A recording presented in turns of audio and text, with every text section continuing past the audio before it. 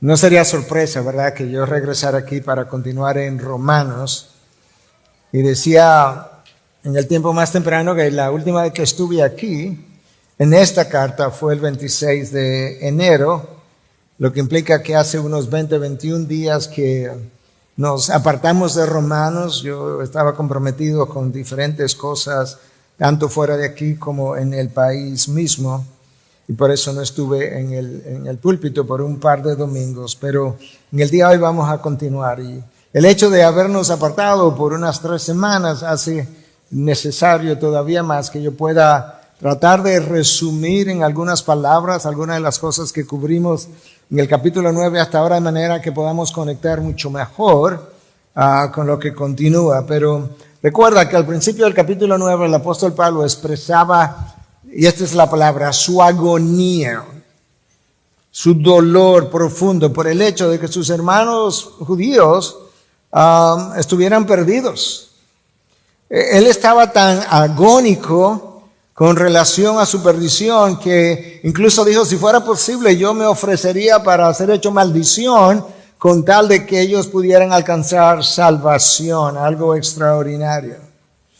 Pablo estaba triste y perturbado porque él entendía que los israelitas fueron adoptados como hijos, por un lado, que fueron testigos de la gloria de Dios en el desierto por 40 años, que ellos también fueron los receptores de la ley de Dios en el monte Sinaí. Ellos vieron a Dios o vieron una manifestación del descenso de Dios, de la presencia de Dios, rayos y relámpagos y trompetas y una conmoción del monte entero.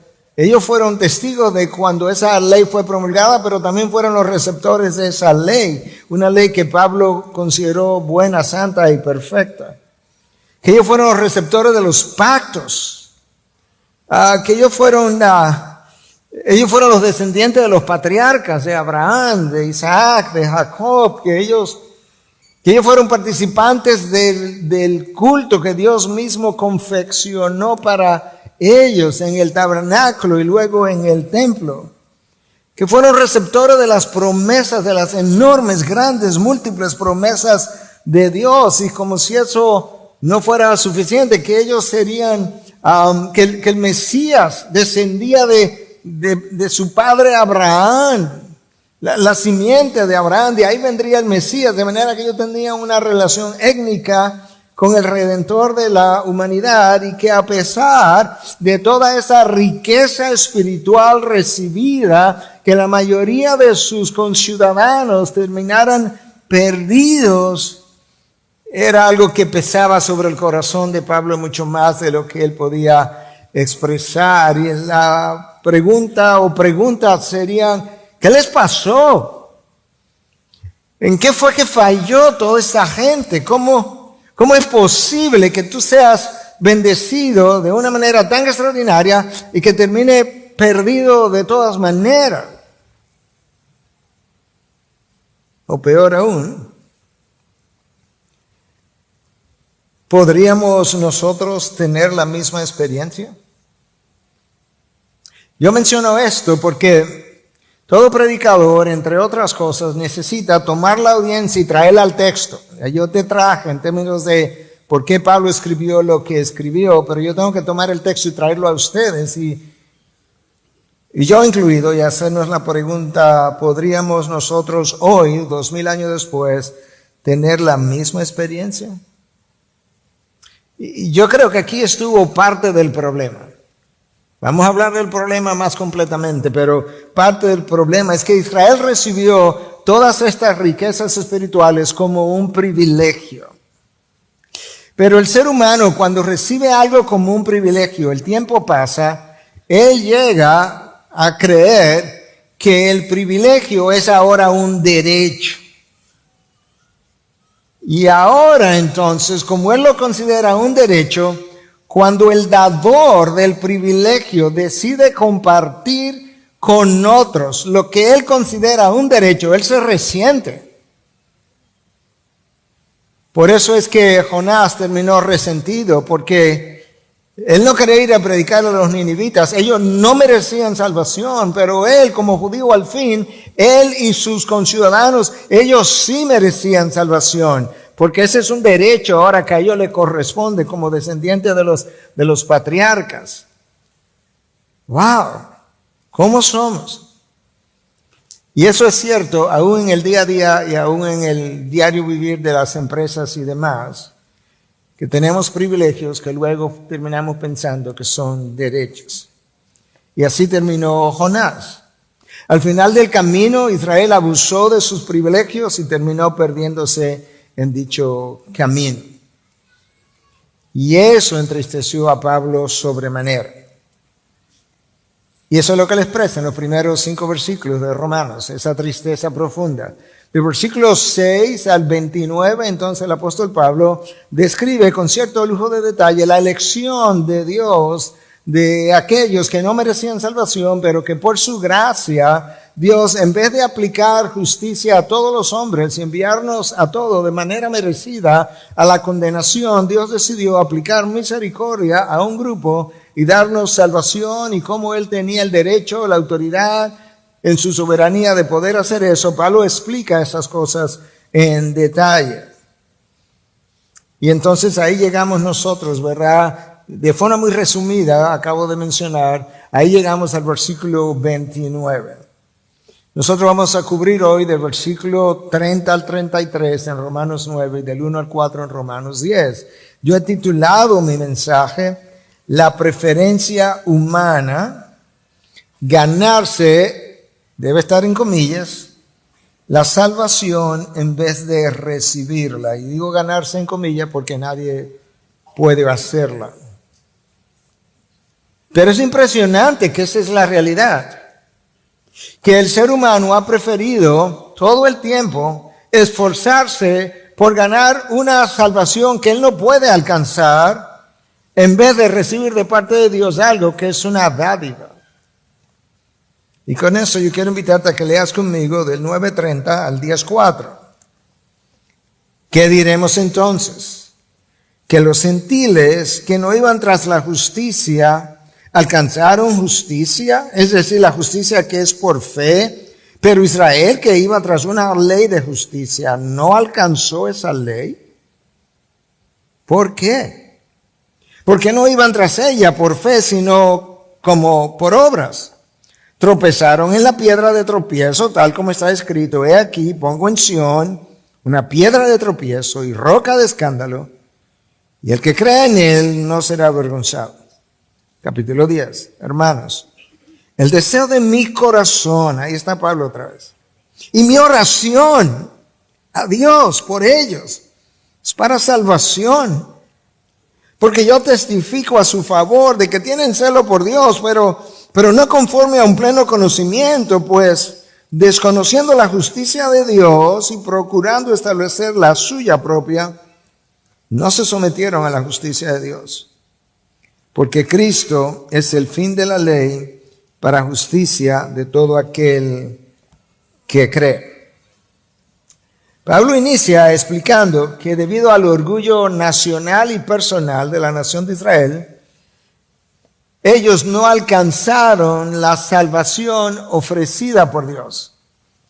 Y al mismo tiempo explica cómo los gentiles que no conocían a Dios, no creían en Dios, no estaban buscando a Dios, terminaron recibiendo dicha salvación precisamente porque Cristo a los suyos vino y los suyos no lo recibieron, como habla Juan 1:11 en su evangelio.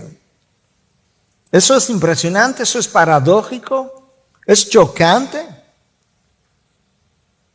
Y eso es lo que Pablo está anticipando con la pregunta. ¿Cómo es posible que gentiles que Pablo describe en Romanos 1 como personas egocéntricas, eso somos nosotros, todos los que no son judíos, como personas egocéntricas, amadores del dinero, amadores de los placeres, más que amadores de Dios, que ese grupo, una gran parte, un buen número de ellos, alcanzaron salvación, y que los judíos que iban tras una ley de justicia no la recibieran? Era algo que Pablo pensó, seguro alguien me va a cuestionar Déjame ver si lo puedo explicar. O sea, déjame leerte de nuevo en la versión nueva, la nueva traducción viviente, los versículos 30 y 31. ¿Qué significa todo esto, Pablo? Aunque los gentiles no trataban de seguir las normas de Dios, fueron hechos justos a los ojos de Dios. Y eso sucedió por medio de la fe. Pero los hijos de Israel que se esforzaron tanto en cumplir la ley para llegar a ser justos ante Dios, nunca lo lograron. Eso es lo que tú estás explicando. Ajá, así es. Pero tú notaste cuál es la palabra clave. Los judíos no lo lograron. Claro que no lo lograron porque la salvación no es algo que tú logras. No es algo para lo cual tú te esfuerzas. No es algo que tú puedes alcanzar. Es algo que tú recibes. Y esa es la razón por la que Pablo está explicando aquí que los gentiles fueron hechos justos a los ojos de Dios. Claro, porque la salvación es algo que yo recibo. Es la justificación, es algo que viene de parte de Dios. Y escucha como Pablo lo dice, fueron hechos justos a los ojos de Dios y esto sucedió por medio de la fe. Entonces los gentiles que no estaban tratando de cumplir la ley, Pablo, estoy tratando de entenderte. Los gentiles que no estaban tratando de cumplir la ley alcanzaron salvación o recibieron salvación. Y que los judíos que sí trataron de cumplirla no alcanzaron dicha salvación. ¿Es así? Bueno, versículo 32 de la Nueva Biblia de las Américas. Porque no iban tras ella por fe, sino como por obras. Y por eso tropezaron en la piedra de tropiezo. ¿Tú quieres saber la razón? Porque ellos estaban tratando de cumplir una ley. Y en vez de tratar de alcanzar o de recibir la salvación de Dios por fe, ellos trataron de cumplir esa ley. Escucha la Nueva Traducción Viviente del versículo 32. Porque trataban de hacerse justos ante Dios por cumplir la ley en lugar de confiar en Él. Tropezaron con la piedra en su camino. Los judíos no estaban tratando de alcanzar esa salvación por medio de la fe en el Redentor que le había sido prometido, sino a través de sus propias obras, las cuales, en el mejor de los casos, Isaías 64:6 nos dice que eran como trapos de inmundicia. Hermanos, tratar de cumplir la ley externamente, sin cumplirla internamente, a nivel del corazón, más que traerte salvación, te trae condenación. Déjame decir eso otra vez con otras palabras. Venir a la iglesia, orar, ayunar, venir los miércoles, ser parte de un grupo pequeño, de un estudio bíblico, y luego tener una vida que deshonra a Cristo, es peor que la vida que el incrédulo está llevando. Y la razón es esta. Cuando el incrédulo vive su estilo de vida pecaminoso, él no está tomando el nombre de Dios en vano. Él no cree en ese Dios, él no sigue en ese Dios, pero él tampoco habla de ese Dios. Él tampoco dice ser testigo de ese Dios, ni hijo de ese Dios. Ahora, cuando el cristiano dice ser hijo de ese Dios, habla de ese Dios, dice ser creyente en ese Dios y tener salvación de parte de ese Dios, pero vive una vida de pecado, él toma el nombre de Dios en vano y eso es peor que lo que hace el incrédulo. Esa es la razón por la que Dios le dice a la iglesia de la Odisea en el libro de Apocalipsis, oye, si tú fueras frío o caliente, fuera mucho mejor. El problema es que no eres ni frío ni caliente, no eres ni creyente ni incrédulo. Tú dices ser creyente y tienes la apariencia, pero no lo eres. Por eso te voy a vomitar de mi boca, porque eres tibio. Bueno, de esa generación y de esa forma de vivir, habló Isaías y habló Jesús. Escucha las palabras de Jesús en Marcos 7:6. Bien profetizó Isaías de ustedes, hipócritas. Como está escrito, este pueblo con los labios me honra, pero su corazón está muy lejos de mí. ¿Tú crees que es posible que hoy en la iglesia de Cristo, en esta iglesia,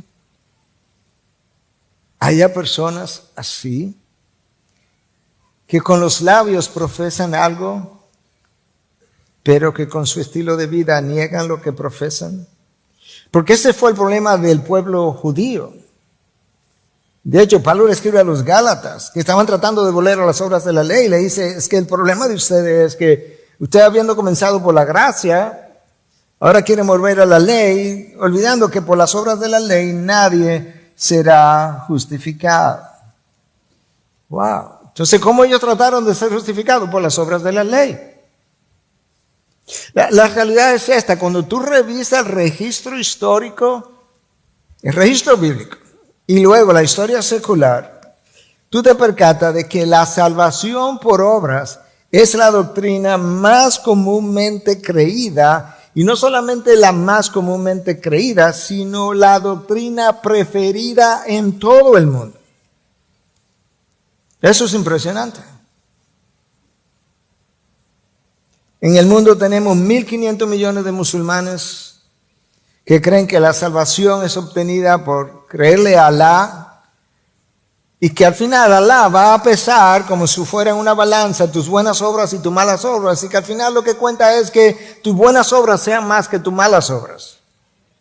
En el Islam, de hecho, no es necesario salvarte de tu pecado, y la crucifixión de Cristo tampoco era necesaria. Tú tienes más de 500 millones de budistas creyendo que la salvación implica deshacerte de tus deseos egoístas, y que eso se adquiere a través de una serie de ayunos y de meditación, obras otra vez, y que entonces tú pudieras alcanzar dicha salvación. Tú tienes unos 1.200 millones de hinduistas que piensan que a través de obras ellos pueden purificar el karma y entonces alcanzar un karma perfecto y ahí unirte con Brahma al final. Tiene más de 1.300 millones de seguidores de la iglesia de Roma que han oído que la salvación es por fe más las obras. Pero tiene entre 600 y 1.100, 1.200 millones de protestantes que dicen creer que la salvación es por fe, pero no viven la fe que ellos dicen creer. Y que piensan que nuestros estilos de vida pecaminosos no son tan pecaminosos como para que Dios me condene. Y al final terminamos creyendo como los judíos, que si venimos a la iglesia y oramos y ofrendamos y tenemos ciertas actividades religiosas, que al final nosotros vamos a llegar al reino de los cielos y se nos va a dar entrada, de manera que en cierta medida nos parecemos también a los judíos de aquel tiempo. La pregunta del $1.000.000 es: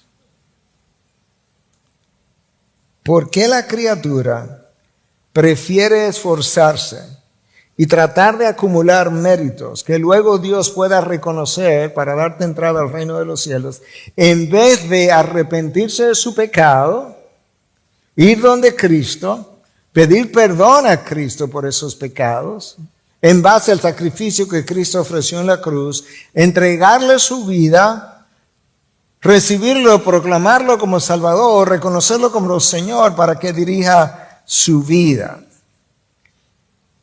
Y si tú estuvieras pensando lo que yo estoy pensando ahora mismo, tú dirías, ay, lo dijo. Porque ahí que está el problema. Ahí que está, en las últimas palabras, que está la explicación de por qué la gente prefiere la salvación por obras. En primer lugar, arrepentirte de tus pecados requiere un reconocimiento de tu iniquidad, de tu maldad. Y el ser humano nunca se cree tan depravado como él es. Y el ser humano nunca cree que Dios es tan santo como Dios ha dicho y ha demostrado que es, como para que nos considere a nosotros tan condenables como somos. Problema número 1.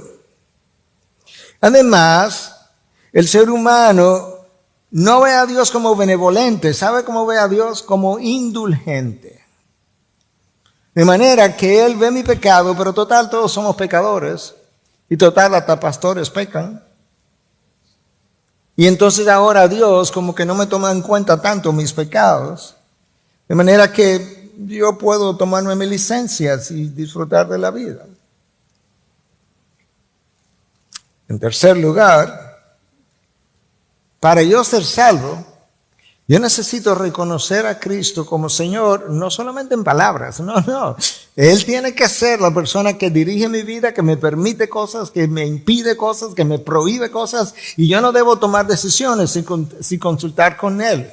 Yo no debo tomar un trabajo, mudarme de un país, hacer negocios, invertir, gastar, ganar, tener hijos, criar mis hijos, darle una educación X a mis hijos, sin hablar con el Señor de mi vida,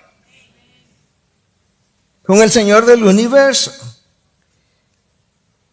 Porque en nuestra autosuficiencia, la criatura prefiere permanecer en control de su propio destino. Y así el ser humano diseña una sociedad conforme a una meritocracia, de manera que hay un valor al mérito, una recompensa al mérito, y piensa que el reino de los cielos debiera ser también una meritocracia, como Él la concibe, porque cada uno de nosotros tiene un sentido de lo bueno y lo malo, y conforme a este sentido de lo bueno y lo malo, juzga cuáles obras pudieran condenarme y cuáles no. El problema es que cuáles obras son las que tú quieres que Dios juzgue. Porque ya en Isaías 64:6, Dios dice que como trapo de inmundicia son todas nuestras obras justas. La palabra traducida como trapo de inmundicia implica trapo de menstruación. Es una palabra médica para que no me escriban después.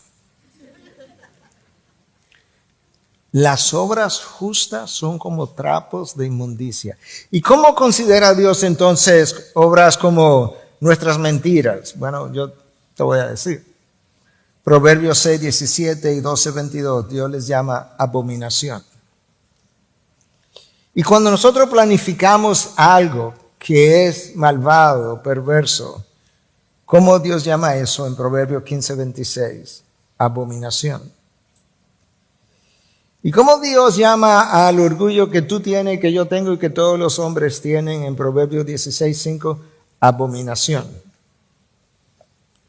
Y en Proverbios 28:9 Dios dice, al que aparta su oído para no oír la ley, su oración también es abominación. ¿Cómo? Que si yo no le hago caso a esta ley, eso es lo que implica apartar mi oído. Y me hago como que yo no sé. Y ahora luego de no seguir la ley, voy a orarle a Dios. Dios dice, eso para mí lo que oigo es una abominación. ¡Wow! ¿Sigo o eso es suficiente? ¿Cuáles obras que yo le voy a presentar a Dios? Los hijos de Israel cometían todo tipo de transgresión de la ley y pensaban que tenían salvación. El pueblo pensaba que estaba bien con Dios porque iban al templo, ayunaban, oraban, ofrendaban, diezmaban. Y déjame decirte lo enojado que estaba Dios con ellos. Hacían todo eso. Y déjame decirte lo enojado que estaba Dios con ellos. Malaquías 1:10. Oh, si hubiera entre ustedes quien cerrara las puertas para que no encendieran mi altar en vano. No prendas el candelabro. No lo quiero ver prendido. No me complazco en ustedes, dice el Señor de los ejércitos. Ni de su mano aceptaré ofrenda. Wow, en otras palabras, ciérrenme las puertas que están atrás en el templo, ciérrenme eso. No quiero servicio aquí adentro. No quiero sacrificio aquí adentro. No quiero que me toquen música. No me ofrenden, que no la voy a recibir. Pero ese es el pueblo que se cree salvo. Sigo en Malaquías 2:13 al 15. Y esta otra cosa hacen, cubren el altar del Señor de lágrimas, llantos y gemidos. Vienen aquí, ay Señor, perdóname, ya tú no oyes mis oraciones. Y dicen, ¿por qué Él ya no mira la ofrenda ni la acepta con agrado de su mano? Señor, ¿por qué es que tú no recibes nuestras ofrendas? Y dice, yo te voy a decir por qué.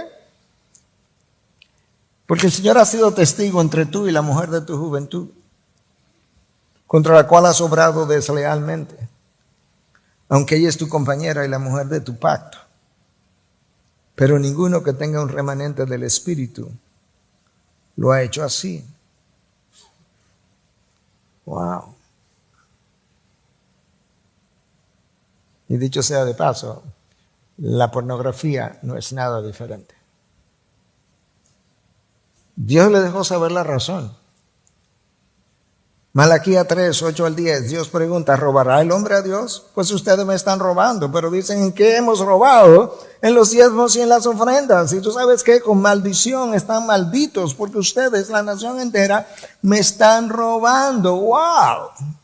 Pero esta es la nación que se creía salva, porque ellos estaban diezmando, creían ellos estaban ofrendando, ellos estaban orando, estaban ayunando. El problema es que cuando yo ofrendo del bolsillo y no ofrendo del corazón, yo no he ofrendado para Dios. Los hijos de Israel tenían una vida pública que no se correspondía con su vida privada. Me llamó mucho la atención una frase que encontré en Twitter, pero es de alguien que solo publica cosas cristianas.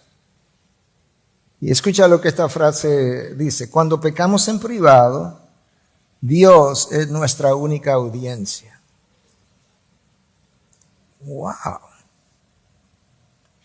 Nosotros nos autoengañamos y pensamos que como nuestra vida privada no es vista, no nos condena, pero resulta que hay una audiencia que siempre está apercibida en conocimiento de mi vida privada, y esa audiencia es de una sola persona, que es Dios, pero resulta y viene a ser que es la persona que me puede condenar. ¿Qué hago ocultándome de los hombres? Nos autoengañamos y somos como este fariseo en la parábola que es relatada en Lucas 18, del 9 al 14. Dijo también Jesús esta parábola a unos que confiaban en sí mismos. Ahí está. Confiaban en sí mismos como justos y despreciaban a los demás, como a veces hacemos nosotros. 2 hombres subieron al templo a orar. Uno era fariseo y el otro recaudador de impuestos. El fariseo representaba como la crema innata, porque ellos eran los maestros de la ley. No los intérpretes, pero sí los maestros. Los escribas eran los intérpretes. Y el recaudador de impuestos era como lo peor de la sociedad. Entonces Cristo está usando estos 2 personajes. El fariseo, puesto en pie, oraba para sí de esta manera: Dios, te doy gracias porque no soy como los demás hombres, estafadores, injustos, adúlteros, ni aún como este recaudador de impuestos. Me imagino con los ojos viéndolo, este recaudador de impuestos aquí al lado. Escucha sus méritos ahora. Yo ayuno 2 veces por semana, doy el diezmo de todo lo que gano. ¡Wow! Pero el recaudador de impuestos, de pie a cierta distancia, no quería ni siquiera alzar los ojos al cielo, sino que se golpeaba el pecho diciendo: Dios, ten piedad de mí, pecador. Dice Cristo: les digo que éste descendió a su casa justificado, pero aquel no. Porque todo el que se engrandece será humillado, pero el que se humilla será engrandecido. El fariseo estaba confiando en sus buenas obras, en su ayuno, en su oración, en su diezmo. El recaudador de impuestos, él sabe que está en bancarrota espiritual, que él no tiene nada. Él ni se atreve a levantar los ojos al cielo. Él sabe que a lo único que él puede apelar es a la gracia y a la misericordia y de Dios. Y con un corazón humillado, pide perdón y se va a su casa justificado, léase salvo. El fariseo que viene creyéndose salvo, se va a su casa condenado. Wow. Yo no sé a dónde fue que los judíos aprendieron que la salvación era por obras, porque si comienzas con Abraham, las escrituras nos enseñan que Abraham creyó y le fue contado por justicia. No fue que Abraham ofreció a su hijo y Dios dijo, wow, mira, esa obra vale la salvación de Abraham. No. Él le creyó a Dios y le fue contado por justicia. Si te mueves al libro de Job, se piensa que Job vivió en la época de los patriarcas, en la época de Abraham, Isaac y Jacob, más o menos. Job estaba consciente de que él no podía ir a juicio con Dios y hace la pregunta en 9:2 en su libro. Dice, ¿cómo puede un hombre ser justo delante de Dios? Él hace eso como una pregunta. Yo no puedo ir a juicio con él. ¿Cómo? ¿Para qué? Yo no tengo forma de ser encontrado justo delante de Dios. Y luego en 9:33 él dice, si apareciera alguien, un árbitro, un mediador que pudiera ponerle la mano a Dios y la mano a mí, que mediara entre nosotros, él sabe que él no tiene el más mínimo chance de ser encontrado justo delante de Dios. Job, el hombre intachable, según Dios, apartado del mal. Y más claramente en Habacuc 2:4 se nos dice que el justo por la fe vivirá. Es impresionante ver que a lo largo de la historia, cómo la salvación que Dios ha ofrecido por gracia, por medio de su Hijo, colgado en una cruz, ofrecido a todos los hombres, los hombres han rechazado la oferta, la dádiva, y han tratado de ganarse la salvación por medio de obras que ya yo te califiqué o te dije, te mencioné cómo Dios las considera. Esa era la lucha de Martín Lutero en su época, tratando de convencer a la iglesia, hey, no es por obras. Las obras no contribuyen en lo más mínimo a tu salvación. Hermanos, decía yo esta mañana, no hay un solo sermón, no hay una boda, no hay un entierro, no hay una consejería, no hay una serie de sermones, no hay $1, $1 que yo haya donado, con lo cual yo haya contribuido a lo más mínimo, a la más infinitésima parte de mi salvación.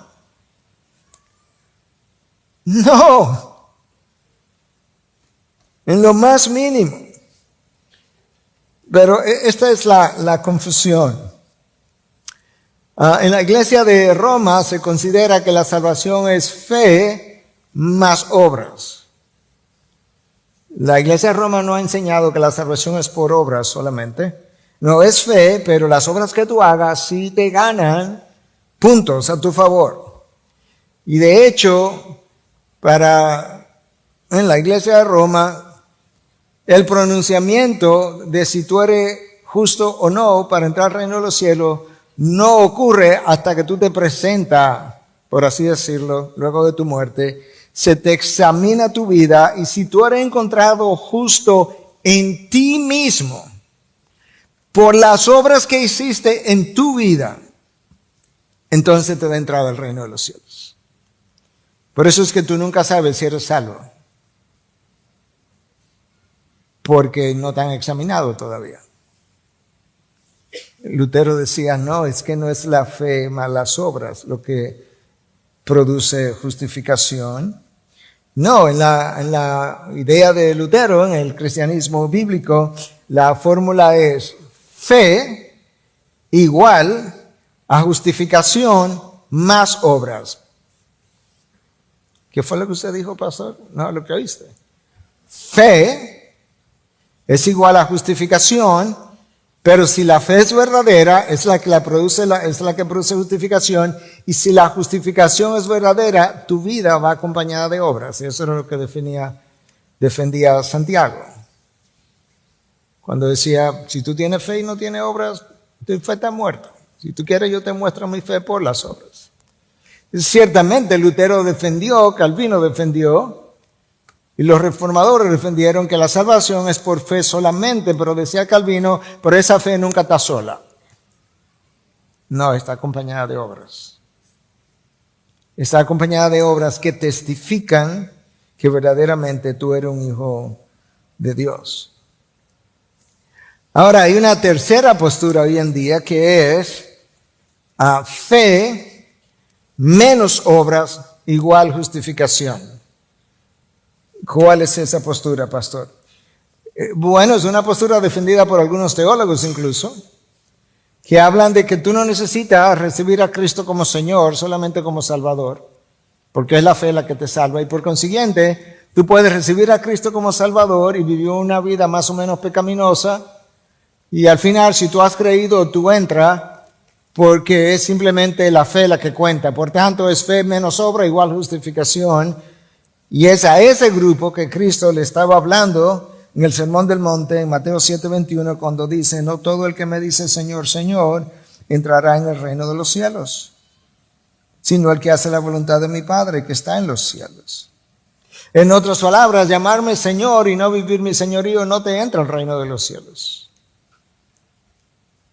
Entonces, si te llamo Señor y tampoco voy a entrar, entonces ¿cómo es que entro? Dice, no, tú haces la voluntad de mi Padre que está en los cielos. Esa es la razón por la que luego en Lucas 6:46 Jesús dice, en la versión de Lucas de este mismo sermón, ¿por qué ustedes me llaman Señor, Señor y no hacen lo que yo digo? Porque si soy Señor, haz lo que te digo. Y si no soy Señor, no me llames Señor. Y si no va a hacer lo que te digo, pues no me llames Señor tampoco. ¿Recuerda lo que el pueblo judío le dijo a Moisés antes de morir? Está en Deuteronomio. Que ellos iban a hacer la ley de Dios y que si ellos no la hacían, que cayeran sobre ellos todas las maldiciones que Dios había dicho, que Dios había pronunciado. Ellos lo iban a hacer. Y en el tiempo de Josué por igual, pero no lo hicieron. Y los gentiles que no estaban buscando a Dios, que no iban a hacer la voluntad de Dios, se tropezaron con la salvación por medio de la fe. ¿Y por qué fue que se condenaron? Versículo 32 otra vez, porque no iban tras ella, tras la salvación, por fe, sino como por obras. Tropezaron en la piedra de tropiezo, tal como está escrito, versículo 33, he aquí pongo en Sión una piedra de tropiezo y roca de escándalo, el que cree en él no será avergonzado. Eso es una cita son dos citas de Isaías. Isaías 28:16 e Isaías 8:14. El versículo 33 son dos citas de Isaías, 28:16 y 8:14. He aquí pongo en Sión una piedra de tropiezo y roca de escándalo, y el que cree en él no será avergonzado. Ciertamente, Cristo fue una piedra de tropiezo para el pueblo judío. Claro, porque ellos esperaban un Mesías político. Esperaban un Mesías político de tal manera que lo pudiera liberar de la esclavitud de Roma en este caso, o de cualquier otra nación al que ellos estuvieran esclavizados cuando el Mesías llegara, y al mismo tiempo que lo pusiera en la cima de las naciones, de manera que ellos pudieran gobernar, y de repente lo que aparece es un Mesías montado en un burrito, un siervo que no abre su boca para defenderse. Tan humilde que lava pies. Claro que tropezaron. Se convirtió en un escándalo. Pero luego, cuando él confrontaba sus malas prácticas, cuando confrontaban su doble vida, entonces ahora él se convertía en otro tipo de piedra de tropiezo, porque tropezaban y se caían. Escucha algunas palabras de esta canción de Michael Hart. Él es un cantautor norteamericano muy profundo, muy bíblico. La canción se llama Scandalo. Yo no voy a leer toda la canción, no es necesario, pero te voy a leer algunas palabras con relación a cómo Cristo fue un escándalo. Y lo sigue siendo. Los videntes y los profetas ya lo habían profetizado, que el esperado haría tropezar a los hombres. Pero ellos esperaban un rey para vencer y matar, un Mesías político. ¿Quién hubiera pensado que sería tan manso y humilde Él sería la verdad que a todos y cada uno ofenderá. Piedra que hace tropezar a los hombres y roca que los hace caer. Muchos serán quebrantados para que Él los sane, y muchos serán aplastados y perderán su propia alma. Para algunos Él es una barrera, para otros Él es el camino. Wow. Para algunos Él es una barrera, para otros Él es el camino. Para que todos sepan el escándalo en quien han de creer. Parece que hoy el escándalo no ofende a nadie en absoluto. La imagen que presentamos de ese escándalo puede ser pisoteada. ¿Podría ser que seamos como los otros hace mucho tiempo atrás? ¿Aprenderemos alguna vez que todos los que vienen deben tropezar? Él será la verdad que los escandalizará a todos. Wow.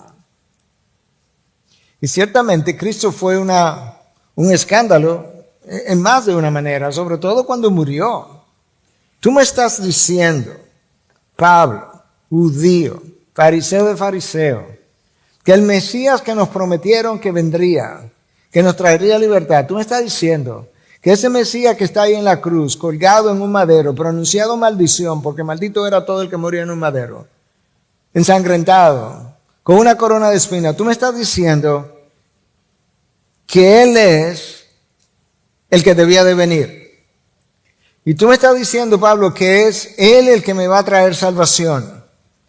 Y tú quieres que yo deje mi esfuerzo en cumplir la ley y que lo cambie por una fe, confianza puesta en este hombre crucificado. ¿Es eso lo que tú me estás diciendo? Sí, eso es lo que tú estás diciendo. Pues no. Mejor me condeno. Yo voy a seguir esforzándome porque yo cumplo la ley. Tú recuerdas, ¿verdad? Aquel hombre joven, rico, que fue donde Cristo supuestamente buscando cómo llegar a la vida eterna. Le dice, Señor, dime qué yo hago para alcanzar la vida eterna. Y Cristo comienza a enumerarle los mandamientos uno por uno. Y él dice, no, yo todo eso lo he hecho desde mi juventud. Ah, ¿en serio? Ah, pues ¿sabes qué? Todo lo que tú tienes, ve y véndelo y dáselo a los pobres. Porque Cristo sabía cuál era su verdadero Dios. Y cada uno de nosotros tiene sus ídolos. Él es el camino. Él es la piedra de tropiezo. Él lo fue y lo sigue siendo. Hermano, no hay otro camino de acceso al Padre. No hay otra verdad que me haga libre. No hay otra puerta de entrada al reino de los cielos. No lo hay. No hay otro Dios como Él, no hay otro redentor de mis pecados, no hay otro mediador entre Dios y el hombre. No lo hay. 1 Timoteo 2:5, un solo mediador.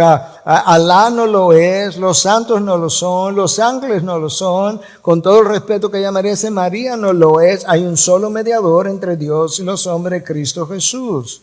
No hay otro Señor del universo, no hay otro Rey en el trono, no hay otro dueño del cielo y la tierra. Él es. No hay otro hijo que pueda heredar el reino y yo coheredarlo con Él. Él es el hijo, no hay otro hijo para coheredar. No hay otra autoridad para que determine mi destino. No hay otro juez que me diga libre o condenado. Él es el que me condena o me liberta. No hay otro nombre por encima del suyo, pero no hay otro nombre debajo del cielo por medio del cual yo pueda ser salvo. No hay otro sacrificio para el perdón de mis pecados y no hay otra esperanza tampoco. Él es la piedra de escándalo. Él es la roca. Él es quien Él dice que es. Escucha como Cristo mismo lo dijo. Lucas 20, versículo 18. Hablando de Él, todo el que caiga sobre esa piedra será hecho pedazos. Y aquel sobre quien ella caiga lo esparcirá como polvo. Wow. Escucha cómo William MacDonald entiende estas palabras de Cristo en su comentario sobre Marcos. Dice que esta doble imagen de piedra, ¿verdad? Y roca, la ve representativa de la primera venida y la segunda venida. Él dice lo siguiente: la primera vez Cristo es la piedra que está en el suelo y sobre esa piedra la gente ha tropezado. Y cuando eso ha ocurrido, han sido hechos pedazos. Pero luego la piedra es descrita como algo que cae sobre alguien. MacDonald dice que eso hace referencia a su segunda venida, cuando Él vendrá desde los cielos a hacer justicia, y que en ese entonces aquellos sobre quien caiga la piedra serán hechos pedazos. Así de brutal es su caída. Wow. Ahora recuerda dónde comenzamos. Que judíos, expertos en la ley, como los escribas y los fariseos, hoy se encuentran, expertos en la ley de Moisés, hoy se encuentran fuera del reino en el que Moisés está. Wow. O sea que el conocimiento verdadero de la ley verdadera, dada por el Dios verdadero, en vez de salvarlos, los condenó. Sí. Porque no es la ley que me condena, que me salva. La ley lo que hace es que me condena, honestamente. Por eso que Pablo dice que Cristo nos libró de la maldición de la ley. Aunque la ley es buena, santa y perfecta. El problema es que el problema no está en la ley, el problema está en mí, en ti, que no la podemos cumplir. Entonces su mal entendimiento, lo llevó a una mala aplicación y su mala aplicación a un mal estilo de vida. Y ahora llegamos al capítulo 10, brevemente, en unos minutos, versículos del 1 al 4. Pablo está otra vez expresando su dolor, dice en el versículo 1, en la nueva traducción viviente, ya leímos la Nueva Biblia de las Américas. Amados hermanos, el profundo deseo de mi corazón y mi oración a Dios es que los israelitas lleguen a ser salvos. Pablo está diciendo, yo sigo orando por ellos. Hermanos, no sé si tú oras por los inconversos, pero si oras por los inconversos, no te olvides de orar por los judíos. Dios no ha acabado con ellos. Lo veremos en el capítulo 11 de Romanos. Dios no ha terminado con ellos. Y Pablo está diciendo, yo oro por mis hermanos para que lleguen a ser salvos. De hecho, tengo un profundo deseo en mi corazón. En el versículo 2, Pablo dice, yo sé que ellos tienen un gran entusiasmo por Dios, pero es un fervor mal encausado. Pablo está diciendo, yo sé que ellos son celosos por Dios, por el Dios verdadero, por Yahweh, por Jehová. Yo estaba ahí, yo era tan celoso de ese Dios que yo perseguía a los seguidores del Hijo de ese Dios. Y cuando yo me encontré con el Hijo me dijo que, Saulo, Saulo, ¿por qué me persigues? Tú eres celoso por Dios Padre y está persiguiéndome a mí, que soy el Hijo de ese Dios Padre. Despierta a la salvación, Pablo. Y Pablo dice, yo sé que ellos tienen celo, pero está mal encausado. Tienen un conocimiento mal entendido y por tanto mal aplicado y mal vivido. ¿Y qué fue, Pablo? Versículo 3. Pues no entienden la forma en que Dios hace justas a las personas ante Él. Se niegan a aceptar el modo de Dios y en cambio se aferran a su propio modo de hacerse justos ante Él tratando de cumplir la ley. Oh, wow, desde la época de Adán y Eva estamos en la misma cosa. Nosotros rehusamos aceptar el modo de Dios. Puedes vivir aquí, en el planeta entero es tuyo, pero la fruta no te la coma. Ese es el modo de Dios. ¿Sabes qué? Pues no me como la fruta, porque no voy a aceptar tu modo, tu forma, tus estipulaciones. Yo las establezco. Y aquí estamos ahora con la salvación. Ellos no aceptaron el modo de Dios de ser salvo para ser declarado justo. ¿Y qué hicieron? Se aferraron a su propio modo de hacerse justos ante Él, tratando de cumplir la ley. Oh, wow, ¿cuánto nos parecemos?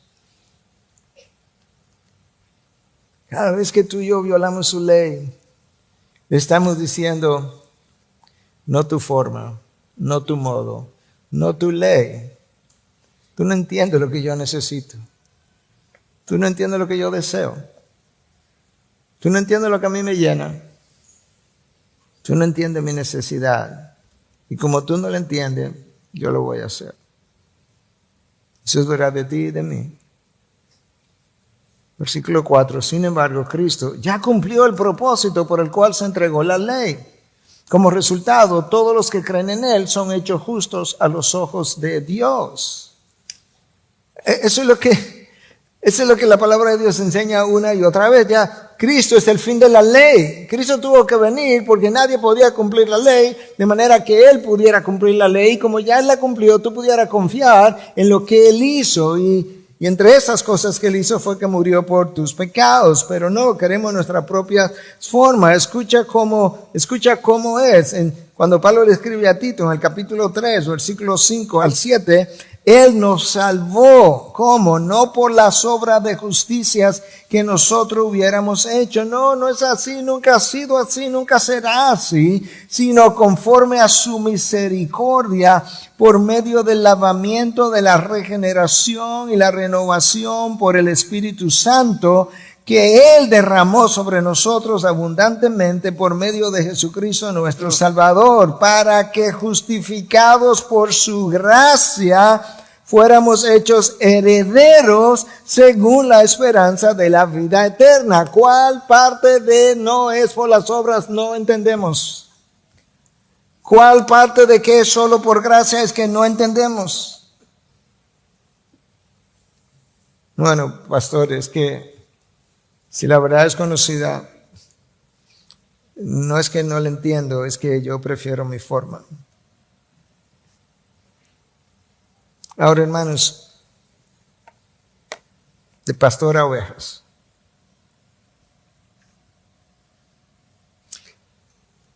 El pueblo al que Cristo vino hacía más obras prescritas por Dios que la que tú y yo hacemos. Ayunaba 2 y 3 veces por semana, diezmaban fielmente, oraban 3 veces al día y vivían condenados por la calidad de sus obras. Hermanos, si tus obras y las mías fueran examinadas, las públicas y las privadas, ¿qué revelarían? Si tus obras y las mías fueron conocidas a toda la iglesia, ¿sería mi vida un buen modelo para la iglesia? Si tus obras, tus pensamientos, tu caminar fuera conocido a toda la iglesia, ¿sería el resto de los hermanos más cercanos a ti pidiendo vivir conforme a tu modelo, o se alejarían todos de ti nunca habiendo pensado que eras así o asado?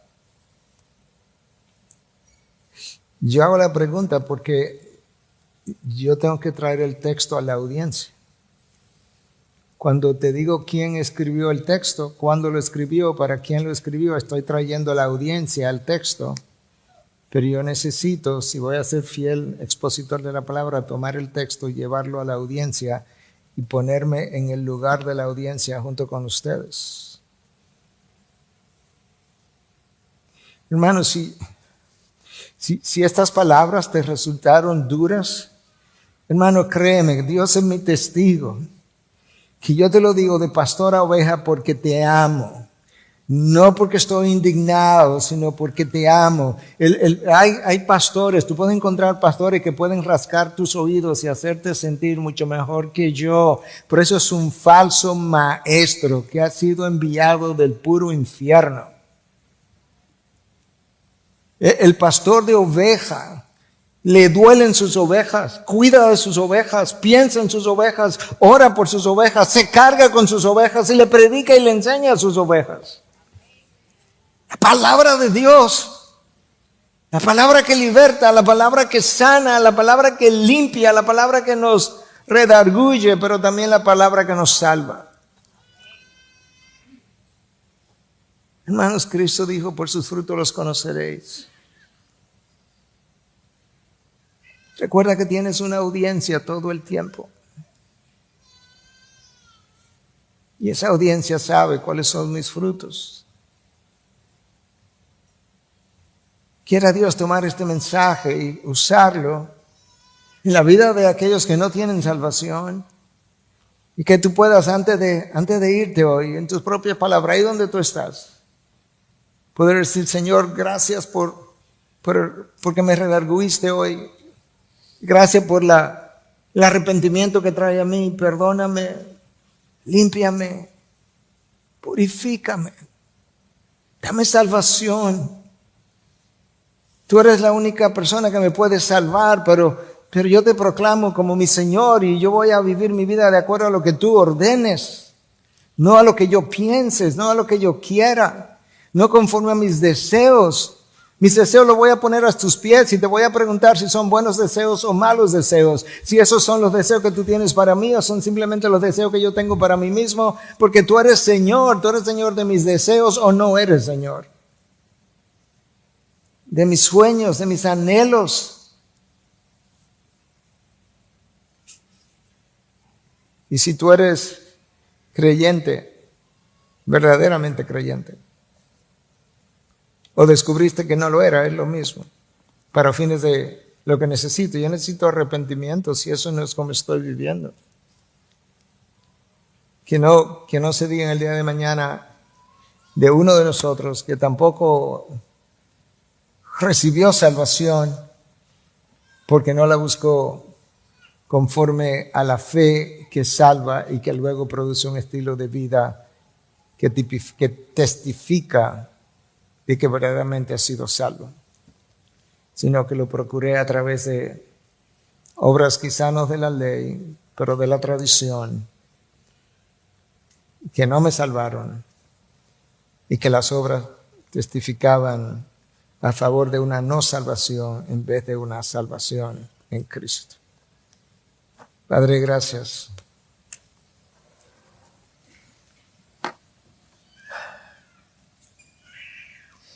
Padre, hay mensajes que tú sabes que algunos de nosotros preferiríamos no tener que predicar. Pero como tú eres Señor, no se supone que prediquemos lo que queramos. No se supone que digamos lo que deseamos.